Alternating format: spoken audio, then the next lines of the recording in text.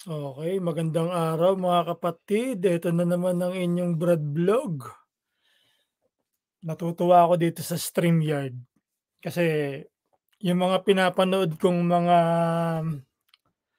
mga vlogger, ito ginagamit nila, at, ngayon natutuwa ako, medyo natututunan ko na siya. So ito pangalawang gamit ko sa StreamYard, nilalaro ko pa din. Pero ito, ano nakikita niyo sa screen? Sa background ko, ano nakikita niyo mga kapatid? Nakikita ninyo yung Constitution and Bylaws. Ayan, aalis ako, 'yan, 'di ba? Constitution and Bylaws, pero hindi ko 'yan tatalakayin lahat. Gusto ko lang mabigyan kayo ng mga ilang, history telling tungkol sa SRB Incorporated or SRB ISFS Incorporated. Ayan, nakalagay, nakikita niyo, highlight ko, our name. Ano po ang name na ni-register natin sa Securities and Exchange Commission? Ang registered name po ay Scouts Royal Brotherhood International Service Fraternity and Sorority, and then comma, Inc. or Incorporated. So, inside parenthesis, ayan po, inside parenthesis, SRB slash, dash ISFS or SRB Inc. Yan po ang naka-registered sa, SEC. Ayan, so is the official name of the fraternity duly recognized under Philippine laws and registered under Securities and Exchange Commission with registration number, uh,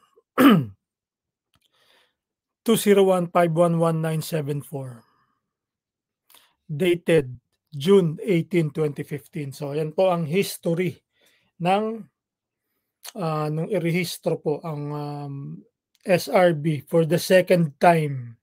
Kasi nung una nirehistro din 'yan nung 2005, tapos, siyempre sabi nga ni Billy Laraga na they wanted to secure the name para, yung mga legit members ang, makinabang, which is very good na ginawa nila Brad Billy 'yan. Hindi naisip nung mga dati, nung mga SRB na mga nauna, hindi nila naisip na irehistro ang ating kapatiran. Buti walang umagaw na iba, 'di ba? Puwedeng agawin niya kasi 'pag hindi nakarehistro, puwede yang agawin ng iba na mga hindi SRB, magpapanggap silang SRB. Tapos hindi natin mahahabol na tayo mga pumasok talaga sa SRB, maaagaw sila na puwedeng may ibang magpanggap na mga founders. Gano'n 'yan, eh, kaya kailangan i-secure, kaya kailangan i-register sa government. Gano'n 'yan, parang kukuha ka ng lisensya, magda-drive ka, 'di ba, wala kang lisensya. Puwede kang mag-drive, oo, puwede kang matuto mag-drive kahit wala kang lisensya. Pero kapag nag-violate ka, is matindi ang punishment sa'yo. Bakit? Kasi wala kang lisensya, eh. You're not supposed to drive kahit marunong ka. Kaya matindi ang magiging, penalty sa mga walang lisensyang nagmamaneho 'pag nahuli sila. Kumpara sa may lisensya, titikitan ka lang or puwede ka pang warningan lang, 'di ba? Sabihin lang, puwede mapag-usapan, "Boss, pasensya na po. Oh, sige, first warning mo 'to, pero sa susunod gano'n lang sasabihin sa'yo, eh, nung otoridad, eh." 'Di ba, nung mga nanghuhuli ng pulis, gano'n lang sasabihin sa'yo na, "Oh, sige, basta mag-iingat ka sa susunod, ha. Eto warning ticket mo, hmm, naka-record na yun. Sa susunod na mahuli ka kahit sino pa makahuli sa'yo, kahit hindi yung unang nakahuli sa'yo, naka-record na yun na meron ka na na-warningan ka na. So, dapat hindi na maulit yung nagawa mong pagkakamali. Pero kapag ikaw walang lisensya, walang warning yun. Puwede kang arestuhin, puwedeng kunin yung sasakyan mo. Bakit? Nagde-drive ka ng walang lisensya, hindi ka lisensyado. Sino nagbigay sa'yo ng authority para makapag-drive? Sa gobyerno mo kukunin 'yan. Ganyan sa fraternity natin, mga kapatid. Kaya tayo nagparehistro, bakit? Para yung kilos yung mga galaw natin monitored. Paano tayo mamo-monitor? Magre-report tayo. Meron tayong mga,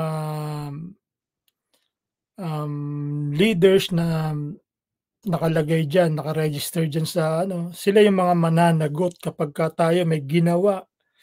Pero 'yan may mga logbook 'yan na tinatawag, membership logbook. Kung sino lang yung mga nandiyan na mga pangalan, yun lang ang member nitong government na ito. So, kung kayo hindi kayo naka-registered sa SRB, hindi ibig sabihin nun na hindi kayo SRB, kundi wala kaming pananagutan sa inyo. 'Pag lumapit kayo ng tulong sa'min dahil na-in trouble kayo, halimbawa na sa hazing, nahuli kayo, very minimal ang puwede naming itulong sa inyo. Bakit? Kasi hindi naman kayo nakarehistro sa'min. Although brad is brad. Pero siyempre kung ano yung gobyernong pinaniniwalaan niyo, dun kayo lumapit. Yun ang inaano niyo, 'di ba? Yun ang tingin niyong government niyo, dun kayo nagpapa-under. So, sila ang dapat tumulong sa inyo, gano'n 'yan. Ngayon, kung magkakaroon tayo ng pagkakaisa, is eto rehistrado, nakapag-renew na kami. Ngayon kung halimbawa nagkaproblema kayo, kailangan susunod na kayo sa batas na, dito sa bylaws na 'to. Ano ang mga bylaws? Ano ang mga batas? Ano pala, isa lang ang bylaws pero yung mga batas diyan na nakapaloob ay marami. Isa na yung anti-hazing. So, 'di ba, hindi kayo mapapahamak, 'yan ang isa. So ito 'no, 'yan may registered number. Yung dati nga kasi nga napabayaan dahil nga mga bata pa sila Brad Billy nun. Mga kaedaran ko 'yan, sila Billy o mas matanda ako ng 1 taon, 2 taon o magkaedad kami, mga gano'n. Sila ano, yung mga nagtayo ng NC, halos mga kaedaran ko 'yan. Sa 2005, kahit ako hindi ko maiisip yung mga 'yan, yung mga financial report. Pero siyempre dapat naisip niyong iparehistro sa government, siyempre dapat may mga adviser na magagaling 'yan, kung 'di ba? 'Yan ang mga kailangan niyan ng mga ano, mga sangkap para sa isang maayos na kapatiran. Hindi yung bara-bara, kailangan talaga very organized, well organized para, ayan kagaya na napaso, na-revoke, binawi ng gobyerno yung SEC registration. So, nawala na sa kanila. So, again, we are without without the recognition of the government. So, ano na naman tayo ibig sabihin nun? Parang underground organization na naman tayo, na puwede na namang agawin ng maski sino, yung SRB kasi na-revoke na, 'di ba? Nabawi na sa atin yung pangalan, So, hindi na siya secure ulit. Kaya nga Securities and Exchange Commission, security, seguridad, na kapagka umano ka diyan comply ka sa kanila, secured ang ating kapatiran. So, yun ang ginawa nila Brad Indian, na yung COE, mga COE kami noon, sila nag-umpisa. Dahil matagal din nilang pinag-aralan 'yan, biro mo ang tagal din hinintay ang COE 2008. Nakapag-rehistro sila 2015, dati pa kami hinahamon na iparehistro ang COE. Eh, bakit naman ipaparehistro ang COE, eh, hindi naman 'yan ang fraternity natin kundi mga member ng fraternity natin 'yan na bumuo ng grupo sa loob ng isa pang grupo, 'di ba? Isang maliit na grupo na binuo sa atin talagang grupong malaki para tapatan yung mga maling mga pamamalakad na mali, maitama kaya Council of Elders. So, sa tagal 'di ba, biro niyo 2015, oh, naisip na iparehistro ulit ang, SRB. Bakit walang nagawa yung mga president ng National Council? Because hindi sila ang presidente talaga. Para maging presidente ka kailangan registered ka para magkaroon ka ng power galing mismo sa government. Pagka wala, eh, underground lang tayo, 'di ba? Para lang tayong, frat-fratan, grupo-grupuhan, parang barkadahan, oh, 'di ba? Walang walang authority coming from the higher ups ng bansa. Kagaya ng SEC na 'yan ang, nakaatas sa kanila ang mga ganito na fraternity. Lahat ng fraternity organization sa kanila nagpaparehistro para kilalanin, maging legal.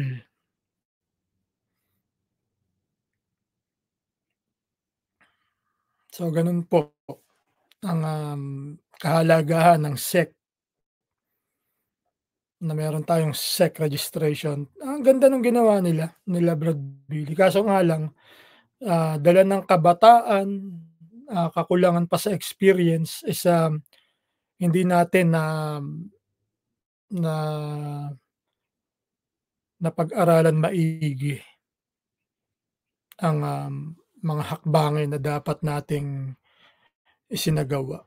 So, nawala ang ano, ang tagal nilang ginagamit yung SEC registration na yun nung ibuko namin, ayun dun na sila natigilan. Tas pinag-aano pa ni William Tan, ni Saraba Life na hindi naman daw revoke. Eh, paanong narehistro 'tong SRB Inc. kung hindi revoke, 'di ba? Tsaka ngayon hindi na nila ginagamit yung ano, yung iba ginagamit pa rin nakakatawa nga, eh. Bakit niyo gagamitin 'yan, eh, di i-check niyo kung ano pa 'yan, buhay pa 'yan. Balewala 'yan, wala nga kayong bylaws, eh. Pero ako nabasa ko yung bylaws niyo dati. Sayang nawala na si Brad Nuevo. Sa kanya ko siya nagbibigay sa'kin ng mga 'yan, tsaka dati naka-save na sa'kin 'yan sa dati kong account, nawala na nga lang. Pero anyway, hindi na importante 'yun, past is past. So, merong iba nagsasabi na magrerehistro daw ng panibago ang NC pero ba't hanggang ngayon wala pa. 'Di ba ang SRB Philippines nga, eh, o Alpha Delta nagrehistro nung 2016, eh. Kasi nakita nila pero nahuli na sila. Dati hamon sila ng hamon sa COE na magparehistro. Oh, 'di nung narehistro nakita nila, naku, 'di naunahan. Although wala tayong ano, mga problema, nagkukuwento lang tayo sa mga ilang nangyari sa mga kapatid. Nakikita niyo. So yung SRB Inc. po, it's, the name under, Philippine laws, registered name. Pero hindi po 'yan ang name ng ating fraternity. Ang name lang po ng ating fraternity is Scouts Royal Brotherhood, year 1975. Ito pong pangalan na nandito, Scouts Royal Brotherhood International Service Fraternity and Sorority Inc. Yan po ay registered name lang natin na galing sa Securities and Exchange Commission. Yan ang kikilalanin ng SEC. So, parang nag-ano ka ng tindahan ni Aling Puring, 'di ba? magkakaroon yun ng ink sa papel. Kasi bibigyan ka ng papel na proof na ikaw ay nagrehistro. Tas isasabit ng ano yun, ng tindahan yun o ng computer shop, 'di ba? Para makita 'pag halimbawang ano, may mag-check, kasi may mga magche-check diyan, sa mga negosyo. Titignan niya kung yan ba ay updated. Ibig sabihin kailangan bago yan, renew. Kung paso na, kailangan i-renew mo yan. Bago mapaso yan, lalakarin mo na yan. Dahil pagka inabutan ka ng paso baka tumagal ang proseso, 'di ba, kasi pinabayaan mo. Kaya kailangan yan lagi kang, um, lagi mong binabantayan yung expiration niyan at saka yung mga kailangang papel, mga halimbawa yung financial report, yan ang mga importante diyan. So, okey mga kapatid, nakailang minuto ba ako? 16 minutes, not bad. Okey po, ito po ang inyong Brad Vlog ng Alpha Epsilon.